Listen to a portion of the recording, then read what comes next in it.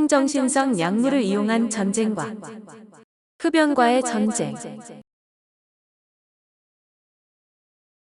흡연자들을 참수해 흡연과 싸운 무라드 4세. 1623년에서 1640년까지 페르시아에 재임했던 통치자인 무라드 4세는 검을 뽑아 자신의 초상화를 그린 사람을 찔렀을 정도로 호인과는 거리가 먼 사람이었습니다. 그가 담배가 성욕을 억제해 페르시아 사람들이 섹스를 멀리하게 만들지도 모른다는 소문을 들었는데, 이것은 세금 내는 사람과 군인들 수가 적어지고 그가 죽인 화가를 대신할 초상화 화가의 수가 적어지는 것을 뜻했습니다. 게다가 그는 연기라면 어떤 것이든 끔찍하게 싫어했는데, 생일날 수도 절반을 전소시킨 불놀이 트라우마를 갖고 있던 그는 섹스에 도움이 되는 운동을 도입하거나 불놀이를 규제하는 대신 담배를 금지했습니다.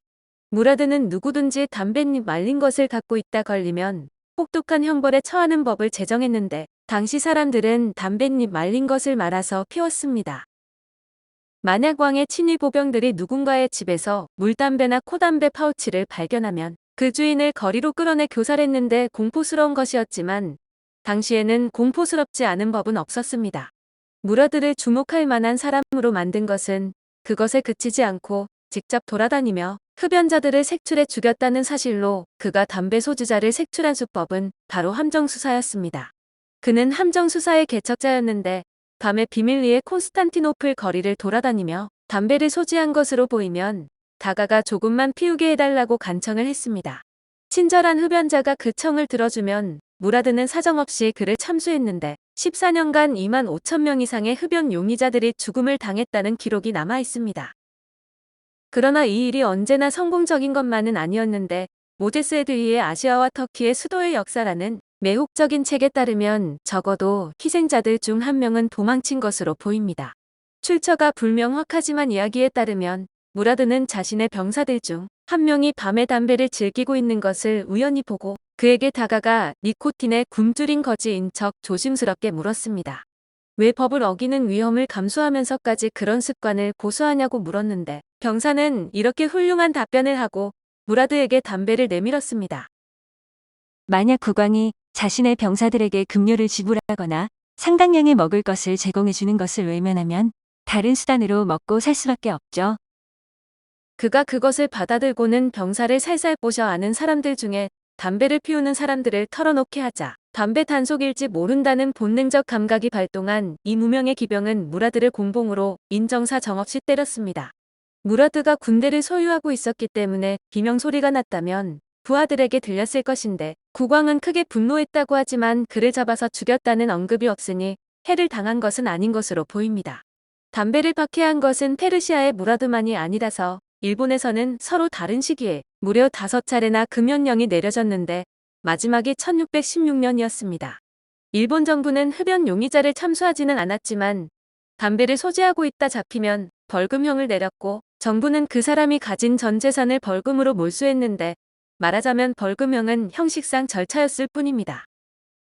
중국인들은 1640년에 담배를 금지시켰고 흡연자들을 참수하는 벌을 내렸는데, 당시에 담배를 향한 태도를 보다 보면 제임스 왕이 그토록 싫어하던 담배를 금지시키는데 권력을 사용하지 않은 것이 정말 놀랍습니다. 그러나 제임스 왕은 담배를 불법화시키지 않은 것이 이득이 되었는데, 그는 런던의 버지니아 회사에 담배 제조 인가를 해주었고, 1640년 영국 식민지는 연간 150만 파운드의 담배를 수출했습니다. 담배는 다른 식민지로 빠르게 퍼져나갔는데 1600년대에 미국에서 재배된 어떤 것도 그것만큼 돈이 되지 않았습니다. 그로부터 500년이 지난 후에 대마초에서도 똑같은 일이 일어났는데, 미국의 옥수수 시장은 연간 300억 달러 정도이지만 대마초 시장은 1000억 달러를 넘어설지도 모릅니다. 향정신성 약물을 이용한 전쟁. 향정신성 약물을 이용한 전쟁은 적군을 무력화시키거나 상대적인 이득을 보려고 화학물질을 사용한 것에 붙여진 어리석은 탄성을 자아내는 이름입니다. 역사 속에서 한니발 베르가는 로마 제국을 좀 더 효율적으로 공격하려고 코끼리 군단을 이끌고 알프스를 넘어 이탈리아로 진격해 간 사람으로 유명한데, 그가 이 전략을 최초로 사용한 장군이었는지도 모릅니다. 그는 아프리카에서 저항군들과 싸우는 동안 기막힌 생각을 해냈는데, 벨라도나 진액을 상대의 와인에 넣는 것으로 그것은 체온을 상승시키고 바람과 설사를 유발하며 복용량이 높으면 눈까지 멀게 하는 식물이었습니다. 그것은 효과가 있었고 그는 이겼는데 약물로 적을 무력화시키기는 역사적으로 전략 전술가들이 별로 선호하지 않는 방법이었지만 스파이들과 그들의 정체와 임무를 밝히는 일을 하는 사람들에게 데이트를 쳤습니다. 과학자들이 CIA에게 지속적으로 제기한 것처럼 고문은 정보를 얻어내는데 그렇게 효율적인 방법이 아니었는데 신문자의 성배는 가시돋친 채찍이 아니라 거짓말을 불가능하게 만드는 약물인 자백 유도제였습니다.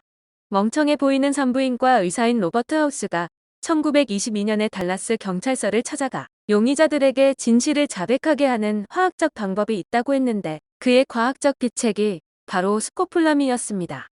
스코폴라민은 임신한 여자들이 아이를 낳는 것을 용이하게 해주는 약물로 알려져 있었지만 스코폴라민의 다투라에 있는 화학물질은 최초로 과학의 인정을 받은 자백 유도제입니다. 이 약에 대한 것을 기록한 의사들은 환자들에게 이 약만 먹이면 극도의 개인적인 질문에도 이상할 정도로 솔직하게 답하는 것처럼 보인다고 했습니다. 달라스 경찰은 지역 감옥에 수감되어 있던 유죄 추정 용의자 2사람에게 그것을 시험했는데 그들은 다량의 스코폴라민을 먹은 후에 결백을 주장했고 재판 결과 그들은 결백한 것으로 밝혀졌습니다. 그래서 닥터 하우스는 자백 유도제가 효과가 있다는 결론을 내렸는데 스코폴라민은 그 이후로 여러 해 동안 경찰서에서 지속적으로 사용되었습니다. 그러나 그것의 무시무시한 환각 효과가 어쩌면 잔인하고 정상적이지 않은 벌의 범주에 속할 수도 있다는 결론이 내려져 사용이 중단되었지만 세계의 다른 곳에서 인기를 유지했습니다.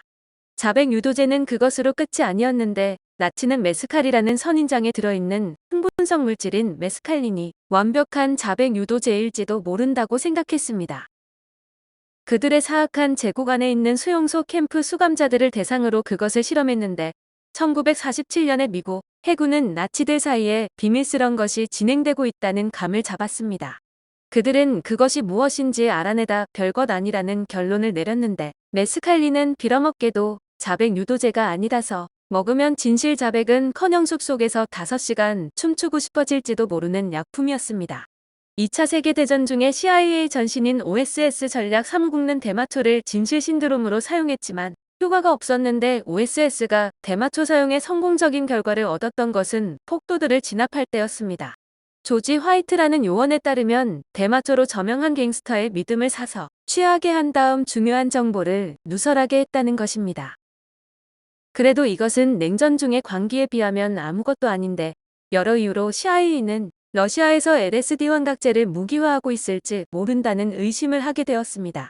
이것에 대한 두려움은 그들이 우리 사람을 신문할 때 그것을 사용할지도 모른다는 받아들일 만한 것부터 그들이 침략하기 전에 우리나라 물에 약을 타넣을 거야라는 가공할 만한 광기까지 폭이 넓었습니다. 미국은 그제야 자신들이 산전쟁 환각제 전쟁에서 뒤처진 것을 알았지만 이 뒤처짐은 오래가지 않았는데 CIA는 재빨리 LSD로 향했습니다. 1953년 4월에 MK울트라 프로젝트가 처음 가동되었고 이 속에는 100여 가지 이상의 실험이 포함되었는데 MK울트라라는 말은 그것을 지원한 CIA 내부 그룹을 지칭하는 것입니다. 그러나 그것은 한 가지 결론으로 요약되었는데 힘세를 채지 못한 사람들에게 산 환각제에 복용하게 하고 무슨 일이 생기는지 지켜보자는 것이었습니다.